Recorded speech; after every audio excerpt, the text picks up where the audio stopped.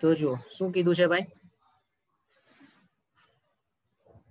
કે વિધેય f from R to R fx is equals to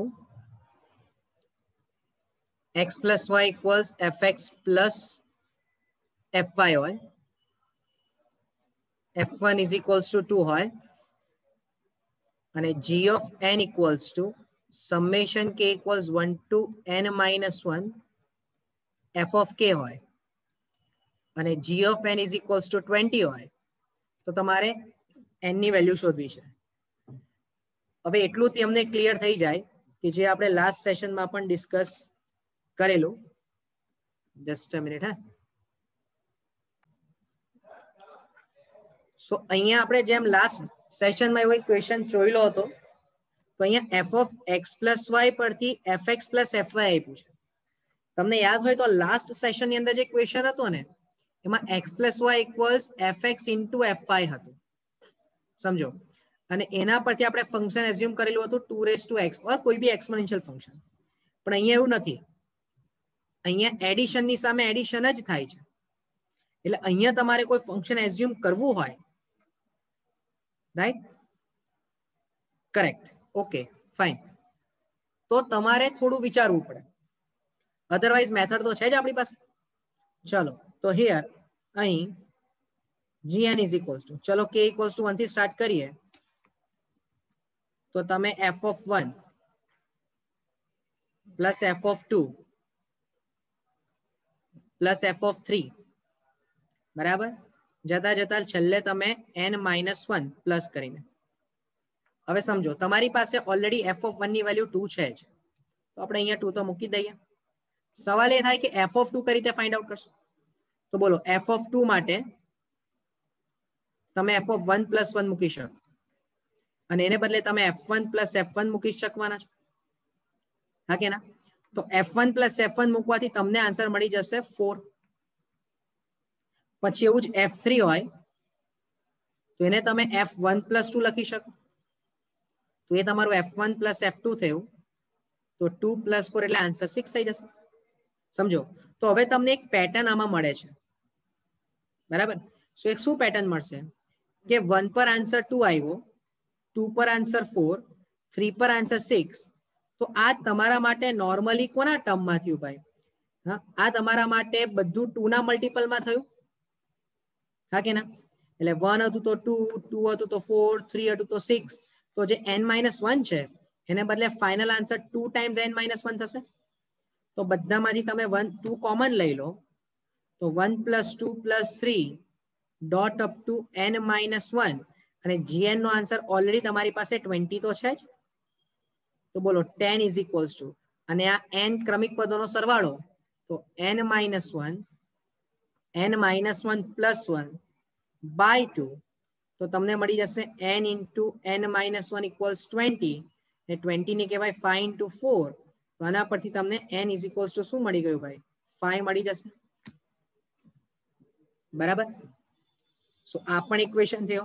હવે જો તમારે ડાયરેક્ટ વિચારવું હોય, સપોઝ કે અહીંયા ફંક્શન પરથી ડાયરેક્ટ શું એઝમ્પશન થઈ શકે, તો ક્લિયર છે કે તમારું function fx equals to 2x kind of હશે અથવા તો કોઈ પણ ax type of હશે. then and only then તમે x plus y ને ax plus ay એટલે કે fx plus fy ના ફોર્મેટમાં રિપ્રેઝન્ટ કરી શકો, હા કે ના? બરાબર.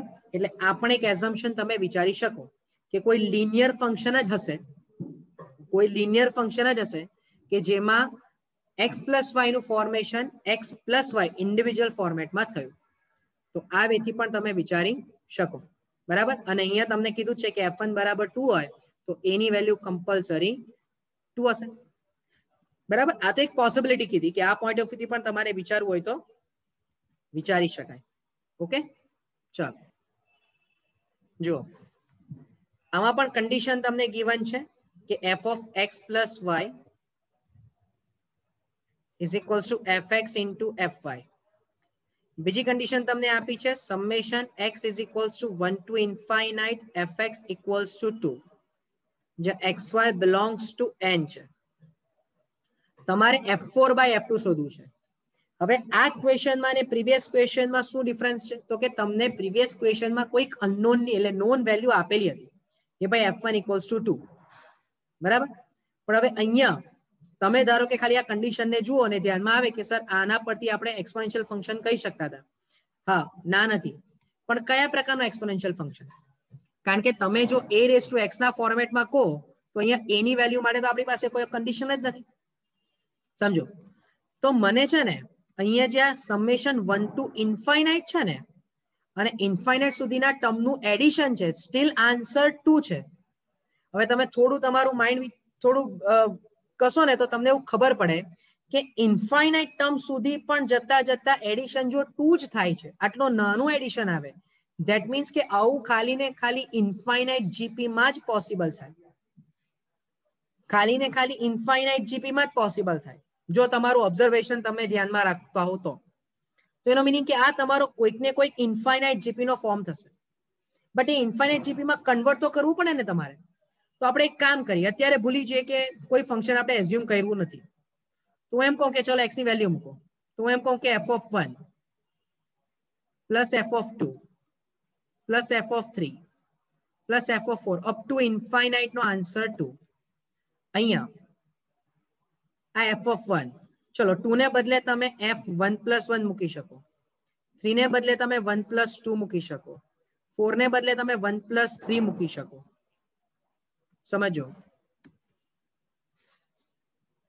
પ્લસ અપ ટુ ઇન્ફાઇનાઇટ સુધી આન્સર 2 જાય છે.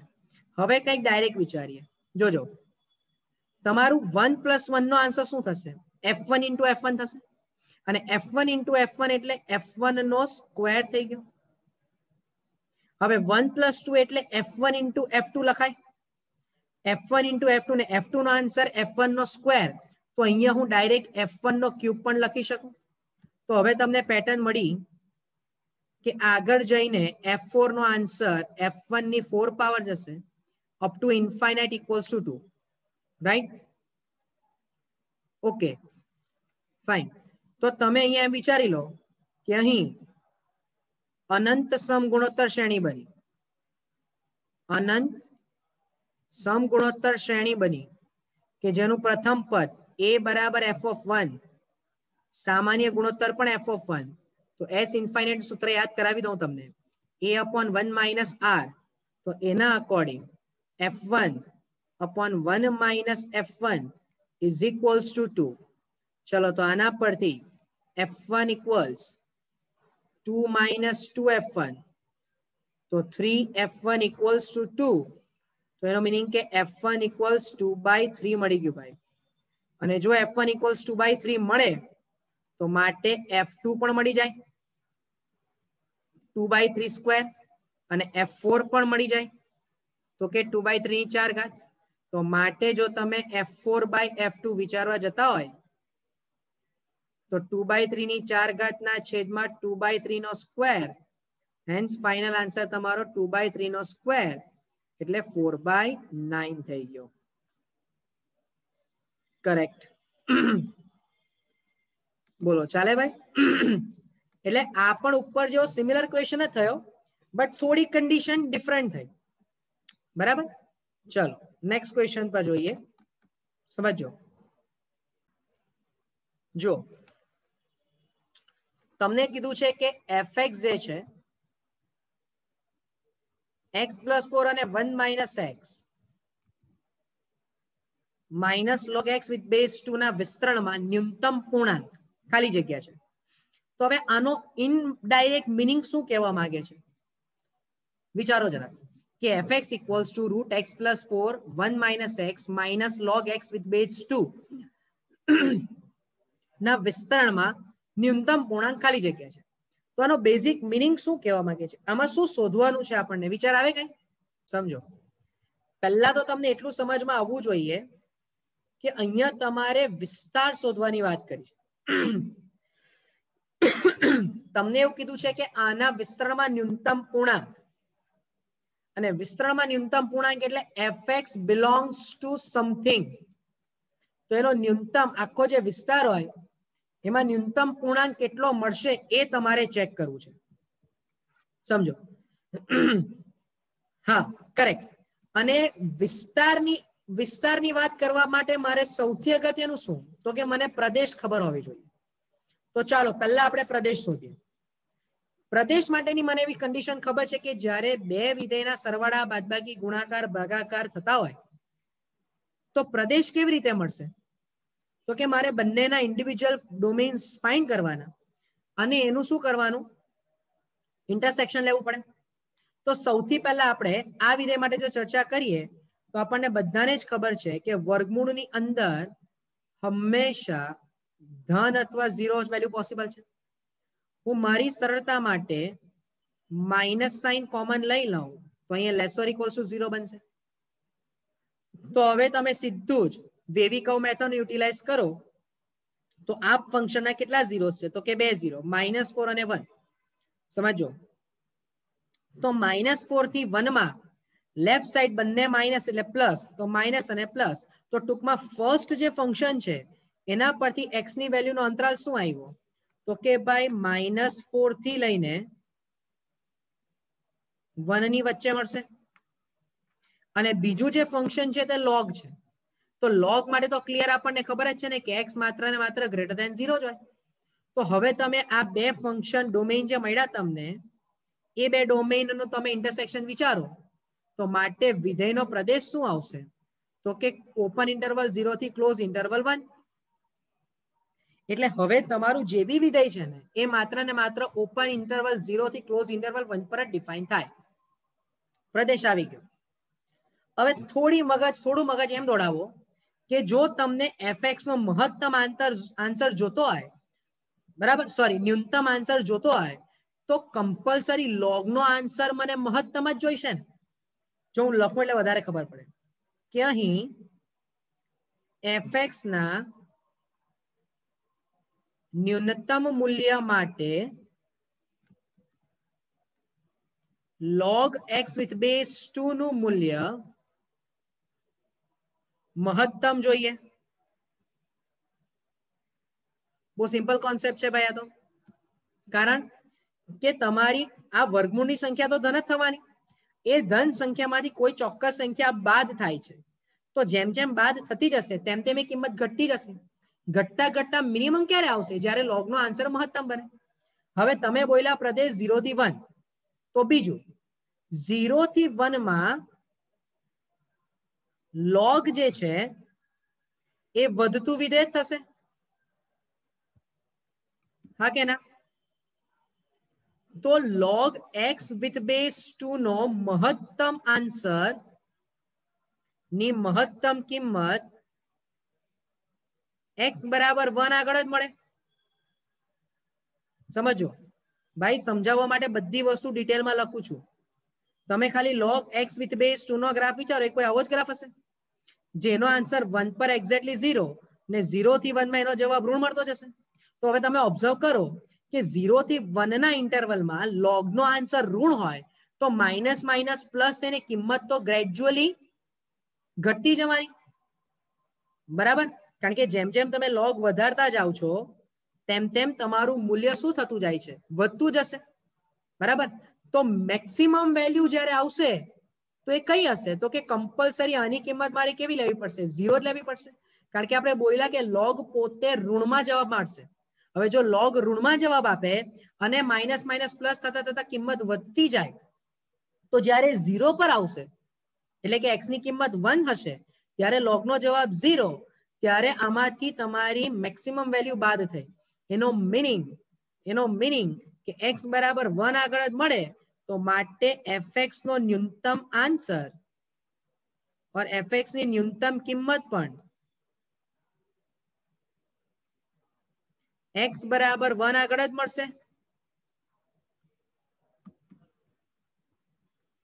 અને તમે x બરાબર 1 આગળ કિંમત વિચારો તો f of 1 નો મિનિમમ આન્સર કેટલો થઈ ગયો ભાઈ તો કે 1 - 1 0 અને log 1 પણ 0 એટલે જવાબ 0 જ મળશે. તમે થોડું ઓબ્ઝર્વ કરો ને ભાઈ તો ઋણમાં તો કિંમત શક્ય બનવાની જ નથી ક્યારે.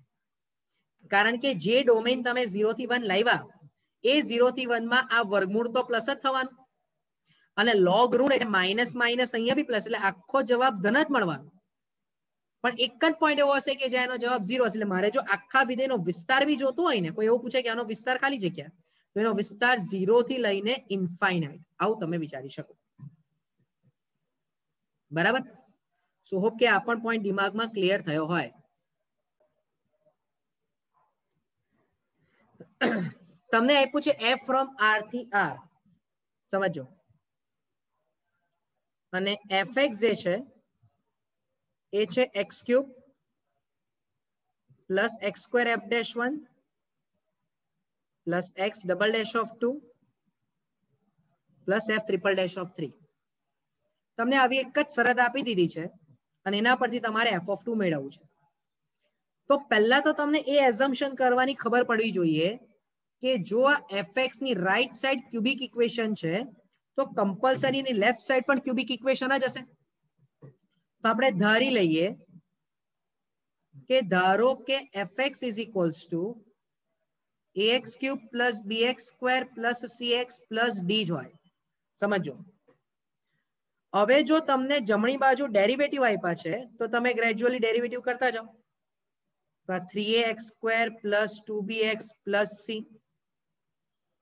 પછી f' તમે ધારી લો f'(x) તો 6ax પ્લસ 2b, અને ટ્રિપલ ડેશ તમારે વિચારવું હોય તો એ 6a થશે. ચાલો હવે તમે જે fx ધાર્યું ax³ plus bx² plus cx plus d, એના બરાબર તમને જે ફંક્શન આપ્યું છે એમાં વેલ્યુઝ પુટ કરતા જઈએ. તો x³ બેઠું, હવે x² સાથે f'(1), તો f'(1) એટલે 3a plus 2b plus c. ચાલો પ્લસ તમને આપ્યું x ઇન્ટુ f'(2), તો પ્લસ x ઇન્ટુ બોલો f'(2) એટલે 12a પ્લસ 2b થયું, અને પછી f ટ્રિપલ ડેશ ઓફ 3 એટલે કોન્સ્ટન્ટ, તો કોન્સ્ટન્ટ ટર્મ તો 6a જ છે. ચાલો તો અહીંયા ax³ bx² cx plus d equals to x³ plus, direct જ આપણે કમ્પેર કરી લઈએ, પાછું કોઈ ફોર્મેલિટી કરવાની જરૂર નથી. બોલો અહીંયા તમે બંને બાજુથી x³ ના કોએફિશિયન્ટ કમ્પેર કરો તો a ઇક્વલ્સ તો 1 જ મળી જશે તમને. હવે x² નો કોએફિશિયન્ટ b ઇક્વલ્સ અહીંયા x² નો coefficient 3a plus 2b plus c, તો તમને b plus c plus 3 equals to 0. ચલો એક આ ઇક્વેશન મળી ગયું. ચલો એવું જ x નું કોએફિશિયન્ટ કમ્પેર કરીએ તો c equals 12a plus 2b, એમાં જો તમે a ઇક્વલ્સ 1 મૂકી દો તો 12 પ્લસ 2b મળી જાય. અચ્છા આ બેનો ડાયરેક્ટ યુટિલાઇઝ કરું હું તો b plus 12 plus 2b plus 3 is equals to 0, તો 3b ઇઝ ઇક્વલ્સ ટુ -15, તો b ઇઝ ઇક્વલ્સ ટુ મને -5 મળે કે નહીં બોલો. એવું જ તમે કોન્સ્ટન્ટ ટર્મ કમ્પેર કરો કે તથા 6a ઇક્વલ્સ ટુ d, તો d ની વેલ્યુ 6 મળી ગઈ. બરાબર છે. a ની વેલ્યુ આવી ગઈ, b ની વેલ્યુ આવી ગઈ, c ની વેલ્યુ બાકી, તો c ની વેલ્યુ માટે તમે -5 પ્લસ 3 કરો તો ઇમ્પ્લાય c ની વેલ્યુ તમને 2 મળી જશે. હવે જો બધી જ વેલ્યુઝ મળી ગઈ હોય તો માટે તમારું જે fx છે એ શું થઈ જશે તો કે x³ -5x² plus 2x plus 6. સમજો. અને હવે તમારે f(2) ની વેલ્યુ જોતી હોય તો 2 3 -5 into 2 square plus 2 into 2 plus 6, so 8 minus 20 plus 4 plus 6, તો f(2) ની વેલ્યુ -2 થઈ જશે. Okay, that is your option number C. Right? Clear થયું ભાઈ બધાને? ઓકે, સો એના જેવો જ એક ફંક્શન છે. જોઈએ હવે આમાં આપણે કઈ રીતે વિચાર કરીએ છીએ. તમને કીધું છે કે fx એ દ્વિઘાત સમીકરણ છે. બીજું તમને આપ્યું છે કે f1 plus f2 equals to 0, અને -1 એ fx નું બીજ છે, એટલે કે f ઓફ -1 બરાબર બી 0 જ છે. તો fx બરાબર 0 નું બીજું બીજ મેળવવાનું છે. હવે આવો જ એક સિમિલર ક્વેશ્ચન આપણે એની પહેલા હમણાં કર્યો કે જેમાં fx ને ત્રિઘાત સમીકરણ પર આપણે એઝમ્પશન કરીને એનું ત્રિઘાત સમીકરણ થયું. હવે જો તમે એમ વિચારવા જાઓ કે આમાં પણ એવું જ કંઈક કરીએ અને fx ને દ્વિઘાત સમીકરણ ધારીએ તો તમે fx ને ધારો કે દ્વિઘાત સમીકરણ ધારો બી ખરા, તો કેવી રીતે સોલ્વ કરશો? તો કે ચાલો પહેલું ઇક્વેશન f of -1 બરાબર 0 લઈને કરીએ તો તમને અહીંયા a - b + c = 0 આ એક સમીકરણ મળ્યું. પછી કહે કે સર આ કોઈ f1 + f2 બરાબર 0 એ બીજી કન્ડિશન બી છે, તો તમે f1 + f2 બરાબર 0 મૂકો તો તમને બીજું સમીકરણ મળશે. પછી બે સમીકરણ મળ્યા અને 3 અનનોન શોધવાના છે ને, કારણ કે 3 અનનોન મળી ગયા પછી a b c મૂક્યા પછી તમને એક દ્વિઘાત સમીકરણ મળશે જેનું બીજ તમે શોધશો. સો કહેવાનો મીનિંગ મારો અહીંયા એ છે કે જે વેથી તમે પહેલા ક્વેશ્ચનમાં વિચાર્યું એ જ વેથી બીજા ક્વેશ્ચનમાં વિચારવાની જરૂર નથી. તો તમને પહેલા એ સમજ મળવું જોઈએ કે દ્વિઘાત સમીકરણનું બીજ એક આપ્યું હોય, બીજું બીજ મને જોતું હોય ને એક જ શરત છે, સમજો તો હું એનો યુટિલાઇઝ કેવી રીતે કરું? તો આપણને બધાને જ ખબર છે કે દ્વિઘાત સમીકરણને રિપ્રેઝન્ટ કરવા માટે નું એક ના બીજ ધારો કે આપણે ધારી લઈએ આલ્ફા અને -1 હોય, તો માટે દ્વિઘાત સમીકરણ બીજનો સરવાળો વત્તા બીજનો ગુણાકાર, બોલો હા કે ના? આવું આપણને ખબર છે. હવે જો આ દ્વિઘાત સમીકરણ હોય તો f1 + f2 મૂકીને જવાબ 0 થાય, તો મૂકો f1 + f2 બરાબર 0. તો અહીં f1 + f2 બરાબર 0 હોવાથી ચાલો જોજો પહેલા આપણે 1 નો વર્ગ મૂકી દઈએ, -α - 1 * 1 ને -α +2 મૂકી દઈએ તો 2² α - 1 * 2 ને -α = 0. તો આ 1 - α +1 - α +4 - 2α - 2 - α +2α = 0. તો ભાઈ અહીંયા તમને -α - અહીંયા -α આવશે. Just a minute. તો -5α +8 = 0. સો સિમ્પલ વેમાં આલ્ફાની વેલ્યુ 8/5 મળી ગઈ. તમે જુઓ બહુ સિમ્પલ વે થી આવ્યો આન્સર. બટ પ્રોબ્લેમ શું થાય કે ક્વોડ્રેટિક ફંક્શન આપ્યું છે, ધારી લીધું છે, ઉપર જસ્ટ એક ક્વેશ્ચન આપણે એવો કર્યો કે જેમાં એઝમ્પશન કર્યું, તો નોટ નેસેસરીલી કે બીજામાં પણ એઝમ્પશન આવે જ. ઓકે, સો હોપ કે આ પણ પોઈન્ટ ક્લિયર થયો હોય ભાઈ.